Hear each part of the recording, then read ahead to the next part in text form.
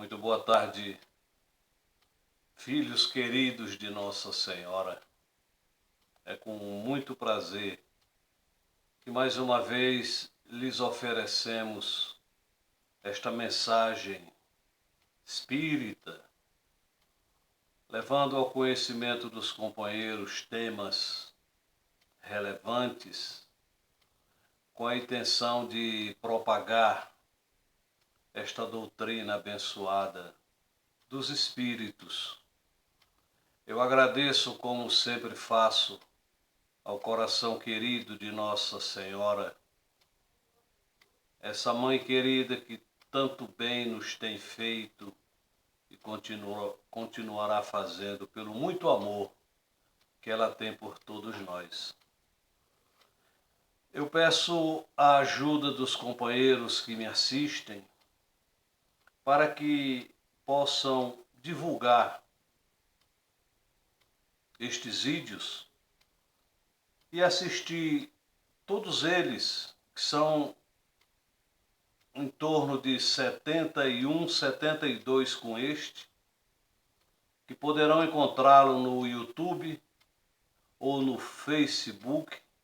Coloquem Kena Marques Vídeos Espíritas e os vídeos vão aparecer. São temas de extrema importância para a nossa vida e peço que deem o seu like, coloquem aquele sininho para que toda vez que eu publicar um vídeo você seja avisado. Divulguem, prestem essa caridade à doutrina espírita, que é a sua divulgação. Eu agradeço a atenção de todos.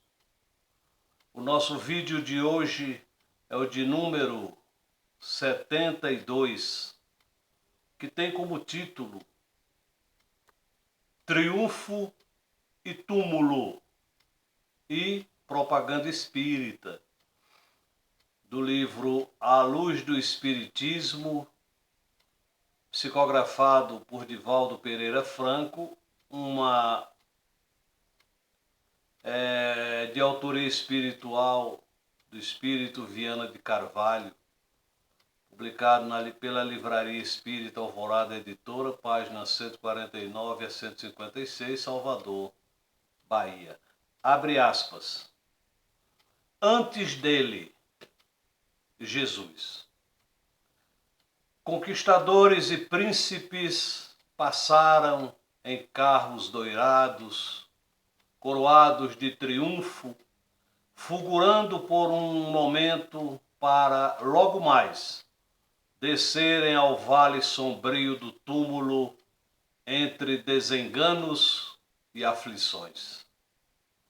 Júlio César, triunfador em todas as latitudes, espalha o Império Romano e domina o mundo, caminhando para a sepultura sob a arma traiçoeira de Brutus, que passava por seu filho.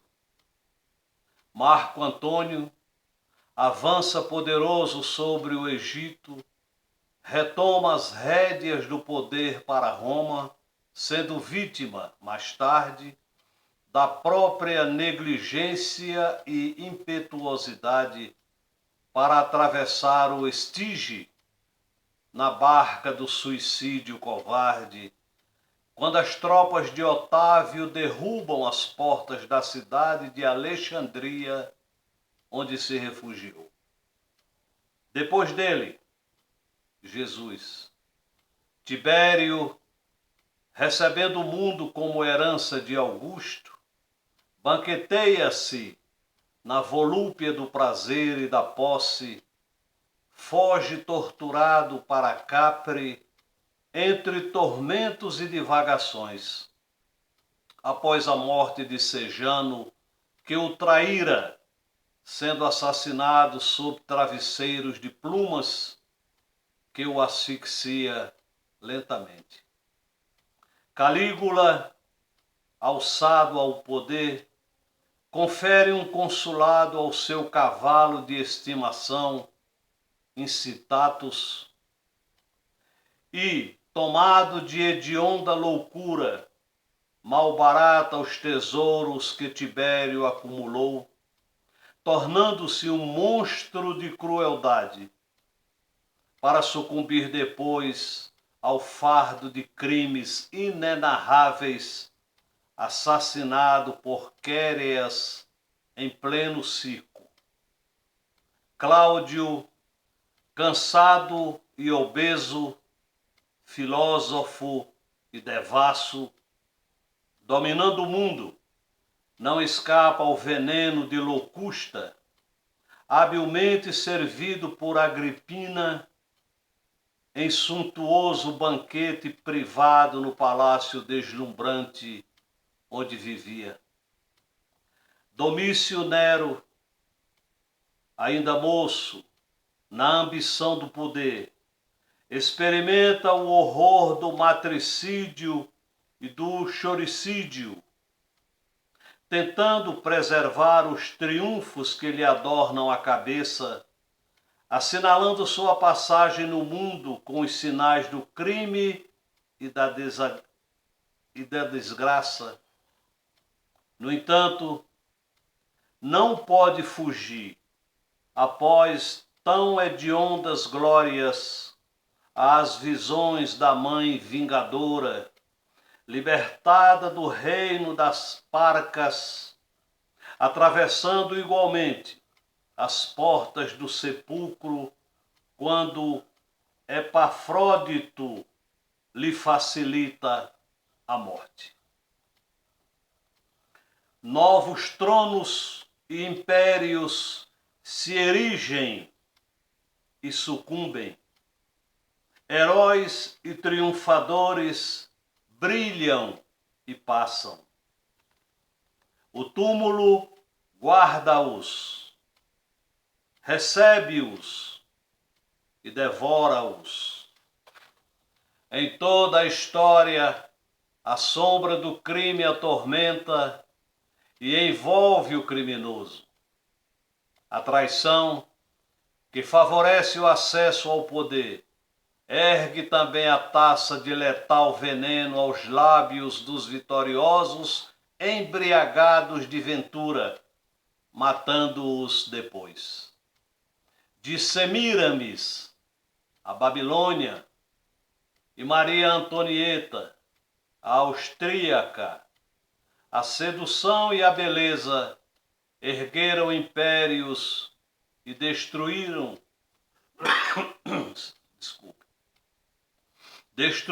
civilizações na embriaguez do crime. Após os fastígios do poder, o cárcere e a morte. Sêneca triunfa em Roma ao preço da bajulação e da conivência com o crime, e ensina o estoicismo sobre confortáveis coxins de veludos e sedas, transferidos da Domus Aurea, cercado de escravos e admiradores, empreendendo a grande marcha para o túmulo sob as ordens do seu imperial discípulo. Petrônio, cognominado Arbiter Elegantiarum, não foge, após tantas glórias, à jornada final do túmulo, por ser considerado traidor, suicidando-se por imposição do imperador. Savonarola, o dominicano, arrebatado pelo fastígio da eloquência, tenta mobilizar a igreja que servia, sendo por ela queimado após ruidoso processo inquisitorial. Schumann compõe arrebatadoras páginas musicais, arrancando-as da inspiração atormentada entre idas e voltas ao hospício, sendo arrastado ao suicídio pelas sombras vingadoras do além-túmulo. Edgar Allan Poe, de espírito atribulado, celebriza-se descrevendo viagens tenebrosas nos labirintos da alma obsidiada, sem conseguir libertar-se da carne em tranquilidade. Mesmo Dante, o florentino, fugindo aos conflitos alarmantes, descreve com pena desesperada os transes mediúnicos que experimenta, rumando para o túmulo com os transtornos do espírito inquieto. A história se repete, afirma a sabedoria popular. Só o amor vence o mal e ilumina a vida. O ódio gera fel e destrói o ser, conduzindo à morte. Por essa razão, o Cordeiro de Deus, depois de pregar e viver o amor à humanidade, deixou-se conduzir ao assassínio tornado legal pelos usurpadores do poder, doando aos homens o atestado da sepultura abandonada e vazia. Não tendo triunfado no mundo, venceu o mundo e o túmulo através da ressurreição gloriosa e inesquecível. Todos passaram. A história guardou o nome de alguns e esqueceu a vida de outros. A malta criminosa do Calvário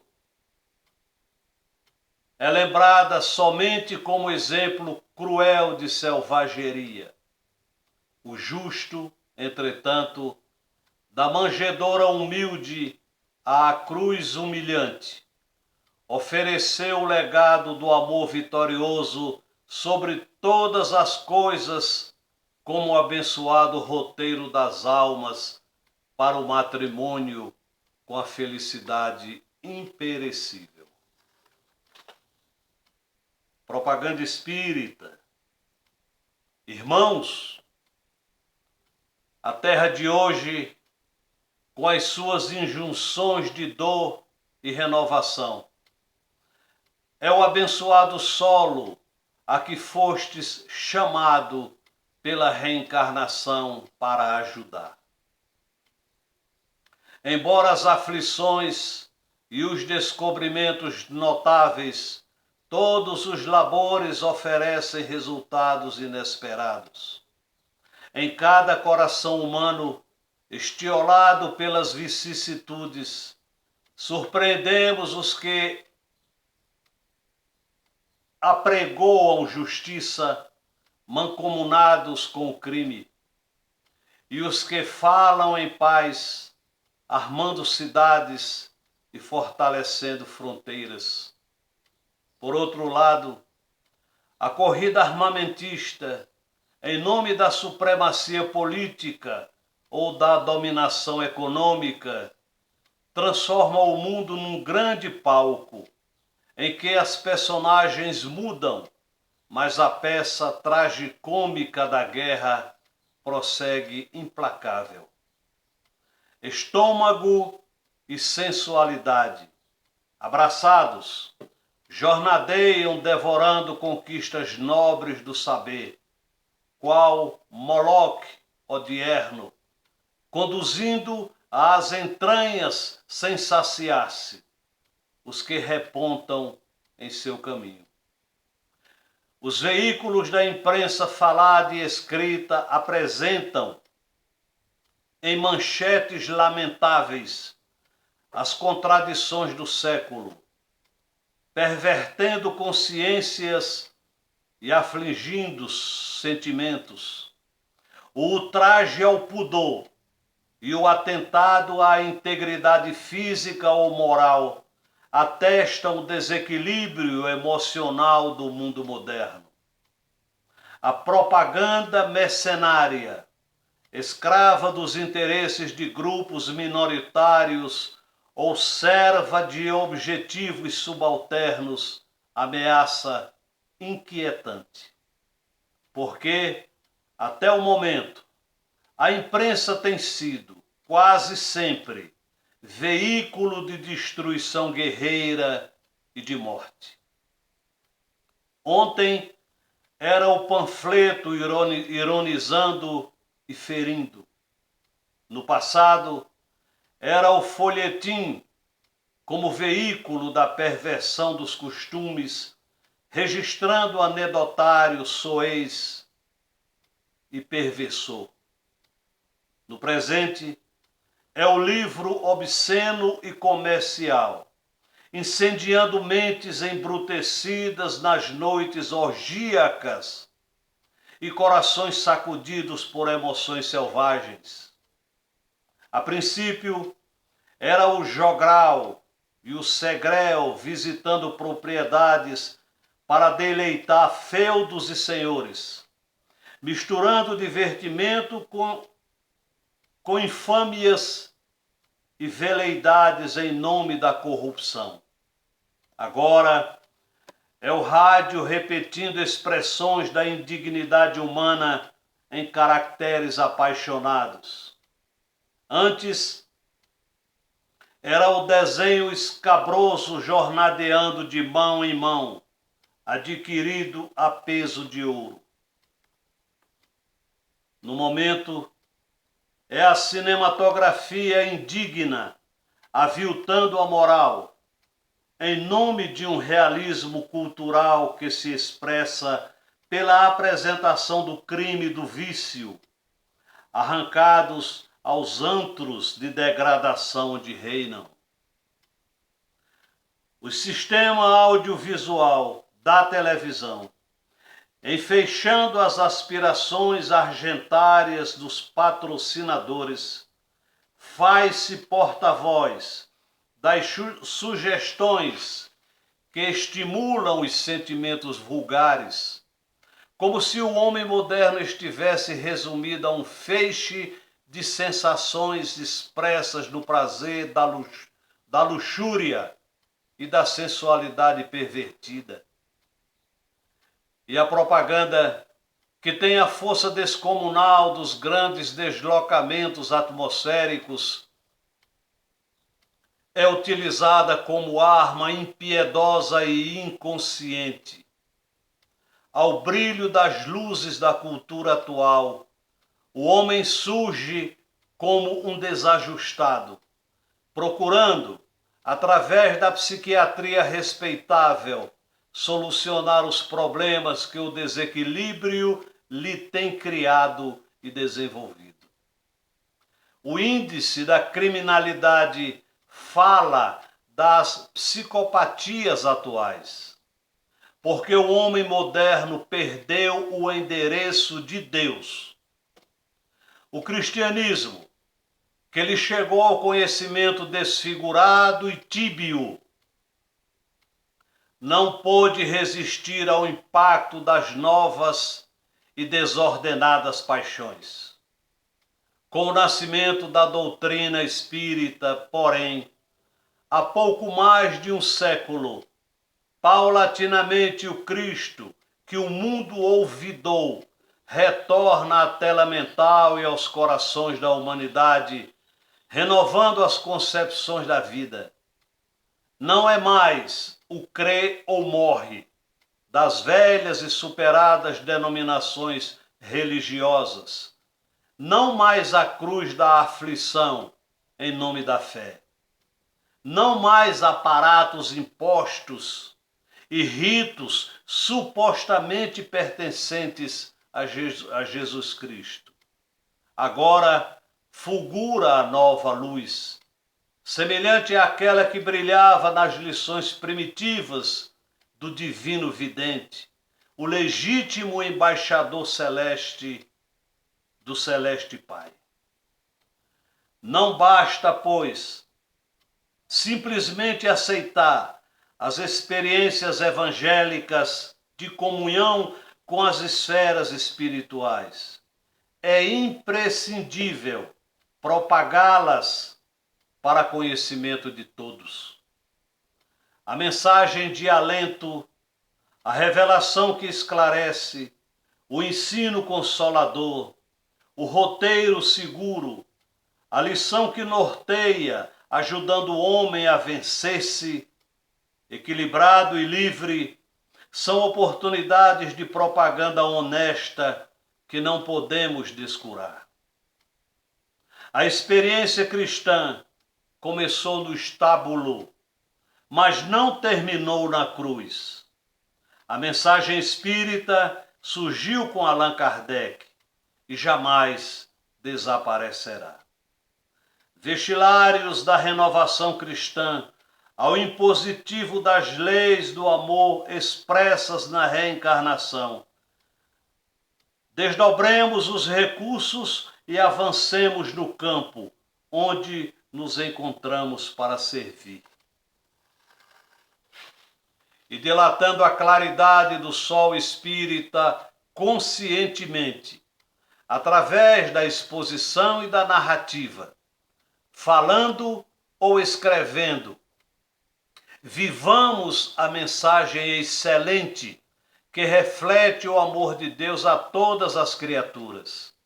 Porquanto, se até ontem recebemos uma fé desfigurada, enigmática e simbólica com o Espiritismo, nos moldes com que Allan Kardec nolo ofereceu, ressurge a verdadeira religião, apresentando o Senhor Jesus desvelado e simples, fazendo-se conhecer e amar em nós, por nós e conosco, até o fim dos tempos. Fecha aspas. Eu agradeço, meus nobres companheiros, mais esta oportunidade em que os companheiros queridos nos proporcionam parte do seu tempo para ouvir essas mensagens. E torço para que elas permaneçam gravadas na vossa mente e no vosso coração. Rogando a nossa Mãe Santíssima, a essa Mãe querida que, do altar de estrelas onde ela se encontra, ela possa estender a sua mão sagrada na direção do coração de cada um de vós. Abençoar a sua vida, abençoar o seu lar, abençoar a sua família, seus entes queridos aonde eles se encontrarem, recebam a proteção de Nossa Senhora. E que nosso Senhor Jesus Cristo seja um farol a brilhar sempre no coração de cada um de vós. Muito obrigado, nobres amigos. Sejam felizes. Eu vos agradeço a oportunidade. E não nos esqueçamos nunca, nós somos luz, somos filhos da luz. E para essa mesma luz, nós haveremos de retornar um dia. Nossa Senhora vos abençoe. Nosso Senhor Jesus Cristo brilhe no vosso coração. Sejam felizes e muito obrigado. Até a próxima. Graças a Deus.